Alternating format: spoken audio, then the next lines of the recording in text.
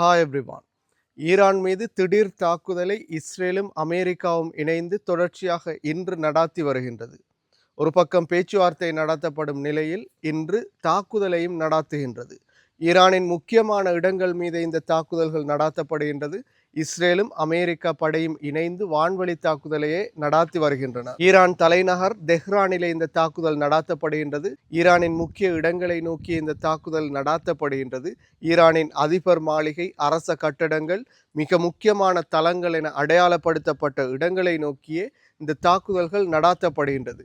நீண்ட நாட்களாக முரண்பாடுகள் காணப்பட்ட நிலையில் பேச்சுவார்த்தைகளும் நடாத்தப்பட்ட நிலையிலே இன்று இந்த தாக்குதல் நடாத்தப்படுகின்றது. தாக்குதலுக்கு பதிலடி ஈரான் வழங்குமா என்ற கேள்வியும் எழும்பியுள்ளது. நோன்பு ரமலான் மாதத்திலேயே இந்த தாக்குதல் நடாத்தப்படுகின்றது. இஸ்ரேல் பொதுவாக நோன்பு காலங்களில் பலஸ்தீனிலே தாக்குதல்களை நடாத்தும். அதே வகையில் தற்பொழுது ஈரான் மீதும் தாக்குதல் நடாத்தப்படுகின்றது. இந்த தாக்குதல் உலகளவில் மிகப்பெரிய பாதிப்பை ஏற்படுத்தக்கூடும். மூன்றாம் உலக மகா யுத்தம் வரைக்கும் இது இட்டுச் செல்லக்கூடிய நிலையே காணப்படுகின்றது.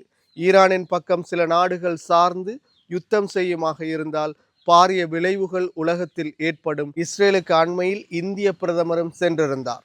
அதே போன்று அமெரிக்கா, இஸ்ரேல் என மிகப்பெரிய கூட்டுப்படைகள் உருவாக்கப்பட்ட நிலையிலே இந்த தாக்குதலும் நடாத்தப்பட்டுள்ளது. எனவே ஈரானுக்கு இது மிகப்பெரிய ஆபத்தாக இருக்கும் நிலையில் ஈரான் என்ன பதிலடி வழங்கும் என்பதை பொறுத்திருந்து பார்ப்போம்.